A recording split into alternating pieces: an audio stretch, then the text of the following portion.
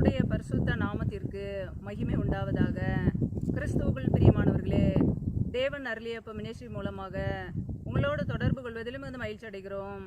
இன்றைக்கும் இந்த நாளிலும் தேவன் நமக்கு கொடுக்கிற வார்த்தை யோவான் எழுதிய சுவிசேஷ பகுதி 15ஆம் அதிகாரம் 5ஆம் வசனம்.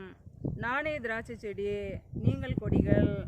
ஒருவன் என்னிலும் நான் அவனிலும் நிலைத்திருந்தால் அவன் மிகுந்த கனிகளை கொடுப்பான். என்னை அல்லாமல் உங்களால் ஒன்றும் செய்யக்கூடாது. ஹல்லேலூயா. கிறிஸ்துவுக்குள் பிரியமானவர்களே, கர்த்தராகிய இயேசு கிறிஸ்து கூறியிருக்கிறார், நானே திராட்சை செடி, நீங்கள் கொடிகள். ஒருவன் என்னிலும் நான் அவனிலும் நிலைத்திருந்தால் அவன் மிகுந்த கனிகளை கொடுப்பான்.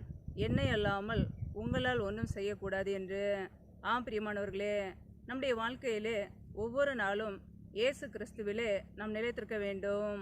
அவருடைய வார்த்தையிலே நிலைத்திருக்க வேண்டும். கர்த்தராகிய இயேசு கிறிஸ்து நம்முடைய வாழ்க்கையிலே இல்லாமல் நம்மால் ஒன்றும் செய்ய முடியாது. ஹல்லேலூயா. 8ஆம் வசனத்திலே நான் பார்க்கும் பொழுது, நீங்கள் மிகுந்த கனிகளை கொடுப்பதினால் என் பிதா மகிமைப்படுவார், எனக்கும் சீஷராக இருப்பீர்கள் என்கிறார். ஆம் பிரியமானவர்களே, நாம் கர்த்தராகிய இயேசு கிறிஸ்துவுக்கு நல்ல சீஷர்களாக இருக்க வேண்டும். பிதாவானவர் அப்பொழுது மகிமைப்படுவார். நம் கனி கொடுக்கிறவர்களாய் வாழும்போது தேவன் மகிமைப்படுவார். ஹல்லேலூயா. ஒவ்வொரு நாளும் கர்த்தருடைய பிள்ளைகள் கர்த்தருடைய வார்த்தையிலே நிலைத்திருப்போம், அவருடைய அன்பிலே நிலைத்திருப்போம், கர்த்தருக்கு பிரியமுள்ளவர்களாய் வாழ்வோம், தேவ சித்தத்தை நிறைவேற்றுவோம். ஹல்லேலூயா.